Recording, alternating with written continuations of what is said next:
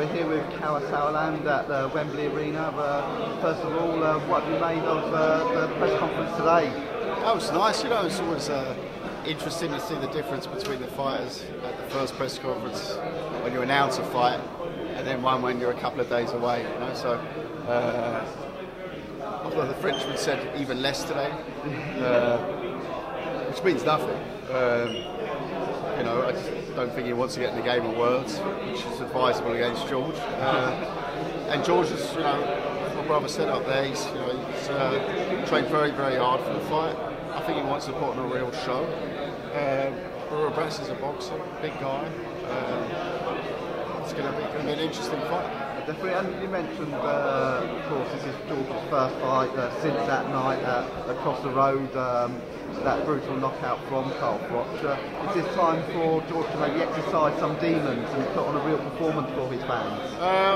You know, I think for the, you know, I could sell it like that, but I don't think it's about that. You know, Wembley was the best venue we thought for the fight that was available on this evening.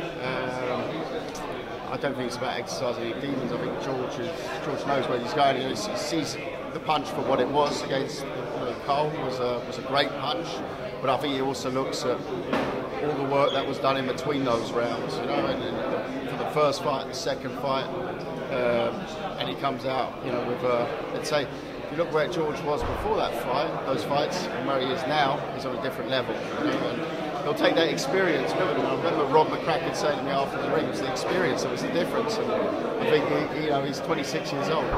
Definitely. And of course, this is an eliminator for the world title that athlete Dirrell holds. We mentioned him in the press conference. I mean, what is the current situation with that? You've got a letter from the WBC saying the winner of this is mandatory. Yeah, the winner of this is there's no ifs or buts. The winner is the mandatory challenger to Anthony Dirrell. You know.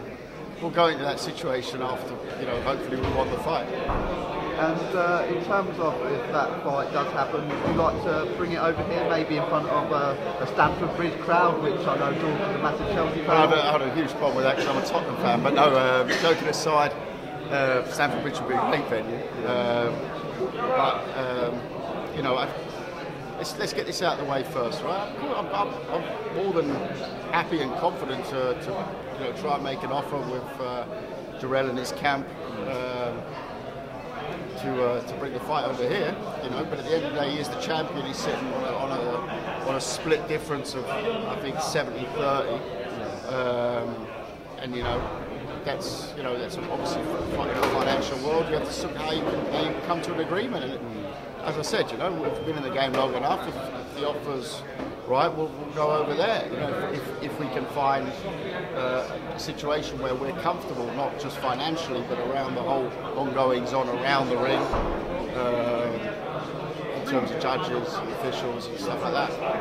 Definitely. And of course, next weekend we've got another big fight that you're promoting, Arthur Abraham versus Paul Smith. What can we expect from that? And I think it's, you know, a big crowd as well. I think Paul's taken a lot of travelling fans over. I mean, I think Liverpool will be empty at the weekend. Well, it's the Merseyside derby that weekend as well, I think. Exactly. So I'm wondering. No, it's going to be a great crack over there. I think, you know, Arthur knows what to expect. You know, he's an old warrior. He knows. Showed us this year why he still deserves to be world champion in that performance against Stieglitz. And Paul, I'm sure will be taking this at what it is. It's his last. You know, it's his crack at the world title. It's what, you know, he's always dreamt of having. I'm sure he'll be coming out charging. The question is, what happens when Abraham connects? You know.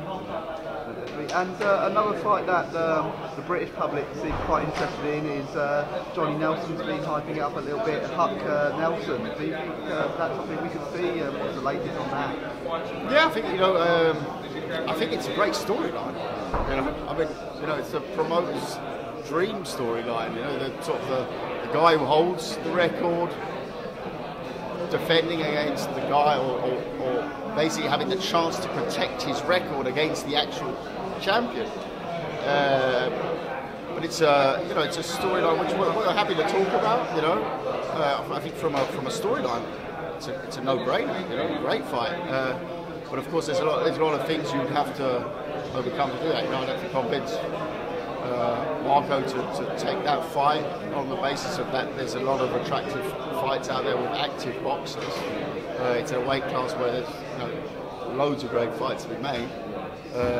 Probably the division where the most competitive world championship fights have taken place in the last couple of years. If I think back, sort of Arslan Huck or Huck Afalabi or Lebedev versus Jones. I was in Moscow for that. It was an absolute war. Vladarchik now fighting Drozd is also a great fight. Lebedev is fighting also I think next weekend. So it's a weight class where there's great fights. Hernandez Cunningham, another one. If you haven't seen it, go on YouTube and look at that. Hernandez Cunningham Part 2. Watch that. It's a contender for fight of the year that year. It's an unbelievable fight. So he's got a lot of options there. He's also looking at going to heavyweight. Yeah. So something that he's on holiday at the moment. We'll be sitting down probably end of next week after, and we'll take from there. Oh, that's great, Kalle. Thank you so much.